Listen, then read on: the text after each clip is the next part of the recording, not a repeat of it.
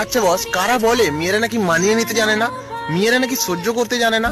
আজকে আমি বলবো মেয়েদের কিছু চাপা কষ্ট, যেগুলো মেয়েরা চেয়েও বলতে পারে না। একটা মেয়ে যখন তার নিজের বাড়িতে থাকে, নিজের বাবার বাড়িতে থাকে, তখন তার বাবা তাকে ডাকে যে মা খাবি আয়, তোর মা তোর জন্য ভাত বেড়ে বসে আছে।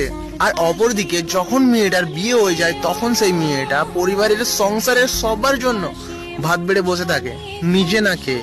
কিন্তু তাকে আর কেউ ডাকে না যে মা তুই খাবি আয়। যেই মেয়েটা তার গোটা বাড়িটাকে লাফিয়ে লাফিয়ে মাথায় তুলে ফেলতো, মা খাইয়ে দিত, বাবা আদর ভালোবাসাতে ভরিয়ে দিত। আর অপরদিকে মেয়েটার বিয়ে হয়ে যাওয়ার পর সংসারের কাজগুলো থেকে কেউ হাফ বেলা তাকে ছুটি দেয় না, কেউ মা বলে দুমুঠো খাইয়ে দেয় না ভালোবেসে।